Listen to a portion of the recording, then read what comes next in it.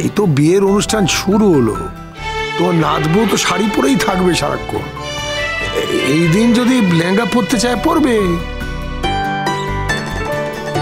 তাছাড়া মা, গরিমা তো একজন সেলিব্রিটি, তার উপরে আমাদের ভালো মন্দ এটা তো চাপানো যাবে না।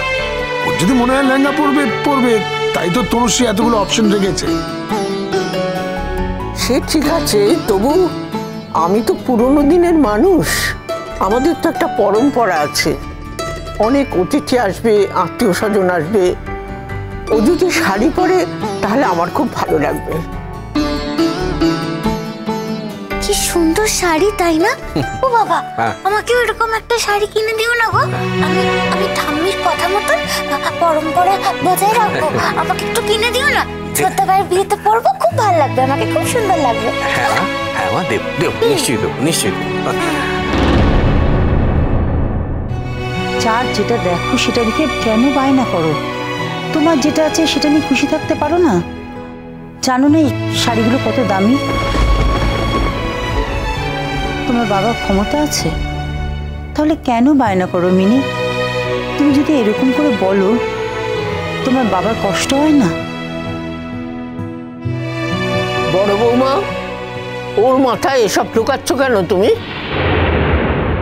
মা, আসলে গরিমাকে এই এত কিছু কিনে দেওয়া হচ্ছে বলে না বড়দির রাগ হচ্ছে, তাই এসব কথা বলছে। আমার কেন রাগ হবে মেজো? বাদশা তো আমার সন্তানের মতন, ওর ভাবি স্ত্রীর জন্য কিনছিস, তার জন্য আমার রাগ হবে? মেজো কাকিমণি, এক এক সময় ভাবি জানো তো, রাজা যদি তোমার ছেলে হতো খুব ভালো হতো।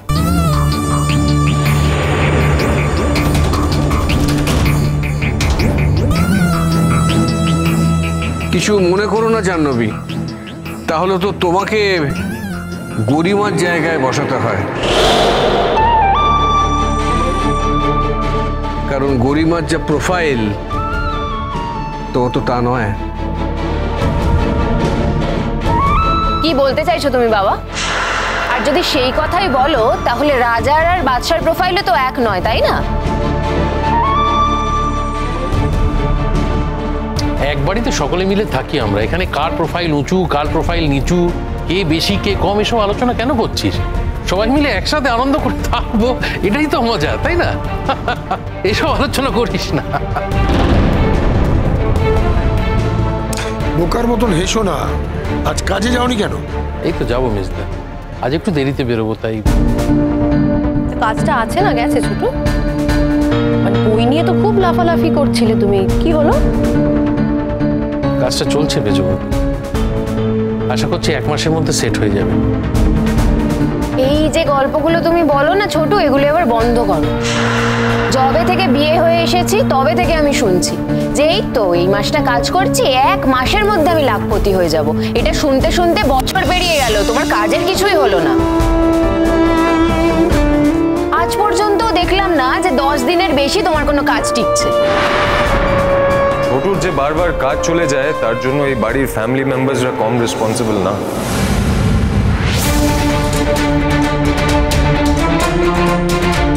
মানে এই কথাটার কি লজিক একটু বুঝিয়ে বলবে? না, যেটা বলছি একদম ঠিক বলছি। এই বাড়িতে ছোটু হচ্ছে ছাই ফেলতে ভাঙা কুলো।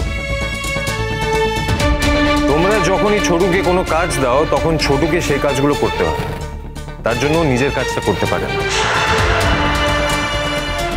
কারণ ও জানে যে ওকে অনেক কথা শুনতে হবে, তাই ও চুপচাপ সবকিছু মেনে নেয়, কিছু বলেন। দেখ দেখ, সবাই মিলে ছোট্টর সাথে কিরকম বাজে ব্যবহার করছে, দেখ একবার। তাছাড়া ছোটু তো সকলের জন্য ভালোবেসেই সবকিছু করে, তাই ও নিজের কাজটা করতে পারে না, নিজের কাজে যেতে পারে না, তার জন্য ওর কাজটা চলে যায়। এবার তোমরা যখনই ছোটুকে কোনো কাজ দেবে, প্লিজ দুবার ভেবে দিও, কেমন? আচ্ছা, এনিওয়ে, তোমাদের সবাইকে একটা গুড নিউজ দেওয়ার আছে। আশা করি এই গুড নিউজ শুনে তোমাদের সবার খুব ভালো লাগবে। কি গুড নিউজ? ঠাম্মি, বড় মা, জেঠু, আমাদের কালচারাল প্রোগ্রামে একটা সেগমেন্ট আছে যেখানে নতুন ফেস, নতুন ট্যালেন্টকে আমরা প্রেজেন্ট করি।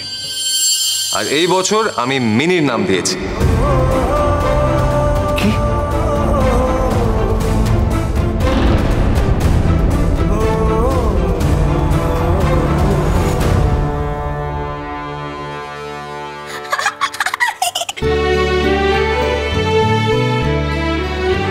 থ্যাংক ইউ ছোট ভাই, আই লাভ ইউ।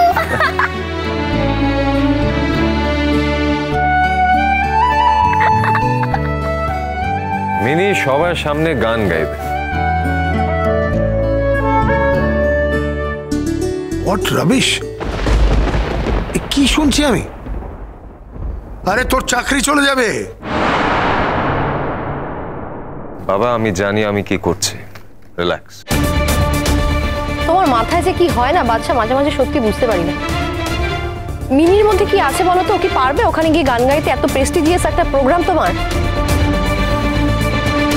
মা, আমাদের অফিসের কালচারাল সেক্রেটারি আমি, তুমি না। আর আমাদের অফিসের প্রোগ্রামে একটা সেগমেন্ট আছে যেখানে মেন্টালি অ্যান্ড ফিজিক্যালি চ্যালেঞ্জড বাচ্চাদেরকে পারফর্ম করতে দেখা যায়। আর মিনি সেই সেগমেন্টে রিপ্রেজেন্ট করবে। থাক না বাচ্চা, ওকে আর এসবের মধ্যে টানিস না। বড় মা, মিনি শুধু তোমার মেয়ে নয়, আমারও বোন। আর ওর উপর আমার যথেষ্ট জোর আছে। বাই দ্য ওয়ে, তোমরা সবাই আমার প্রোগ্রামে যাবে তো? হ্যাঁ যাবো তো। সেদিন আবার তোমার বাবার দু একজন গেস্ট আসবেন বাড়িতে, ডিনারে আসবেন ওনারা। 9:30টার সময় ডাকা হয়েছে। তার আগে সারাদিন প্রিপারেশন আছে না। তোমার অফিসের প্রোগ্রাম 9টার মধ্যে শেষ হয়ে যাবে তো বাচ্চা? আমার প্রোগ্রাম 6টার মধ্যে শুরু হবে অ্যান্ড হোপফুলি 8:30টার মধ্যে শেষ হয়ে যাবে। খুব ভালো। আচ্ছা বাচ্চা, আমি যতদূর শুনেছিলাম এই নিউ ফেস সেগমেন্টে তো 2জন পার্টিসিপেন্ট।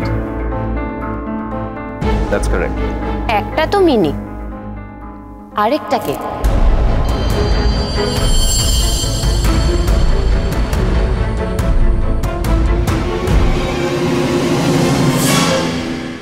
মেম সাহেব, আবার সেই একই প্রশ্ন? কাল তো বলনি কিছু, আজ বলে দাও। এটা কনফিডেন্সিয়াল, এটা বলা যাবে না। মিনি আমাদের ফ্যামিলির একজন মেম্বার, তাই আমি এই কথাটা বলেছি। কিন্তু এটা আমাদের অফিসের পলিসি, তাই আমি বলতে পারছি না। তোমরা সবাই প্রোগ্রামের ডেটেই জানতে পারবে।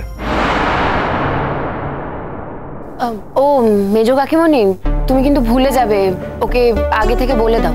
শ্যাম, শ্যাম, হ্যাঁ হ্যাঁ হ্যাঁ, শোনো এখানে। বলুন মেজো বৌদি। বাদশা দাদাবাবুর অফিসের ফাংশনের দিন বাড়িতে কিছু গেস্ট আসবে ডিনার। তোমার সব কাজকর্ম সেরে রেখে দিও। আর এই যে রোশনাই, ও থাকবে তোমাকে হেল্প করার জন্য। দেখো যেন কোনো রকম ফাঁকি না দিতে পারে। বর্দি, মিনি যখন পার্টিসিপেট করবে তখন তুমিও তো যাবে বাচ্চার অফিসের প্রোগ্রামে, তাই তো? না না, আমি রাতের খাবার তৈরি করেই যাবো রে। সে তোমার যা মনে হয় করো। মেজো কাকিমণি, আমরা ডিসাইড করেছিলাম না যে বেনারসের ডিশ বানানো হবে? বেনারসের খাবার তো এই মেয়েটা ভালোই বানাতে পারবে। এই মেয়ে, তুমি পারবে তো? মেজ বৌদি, রোশনাই বাড়িতে রান্না বান্না করলে প্রোগ্রামে যাবে কেমন করে?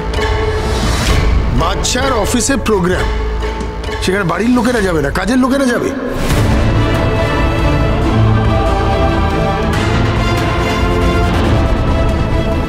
তোমাকে আমাদের অফিসের ইভেন্টে পারফর্ম করতেই হবে রোশনাই, যে করে হোক। আমি তোমাকে ওখানে নিয়ে যাবই। গ্রামের লোক তোদের আটকে দিল, তারপর কি করলি? বেরোতে পারিনি। বেরোতে পারিসনি মানে? ওর গ্রামের লোকেরা জোর করে আমাদের বিয়ে দিয়ে দেয়।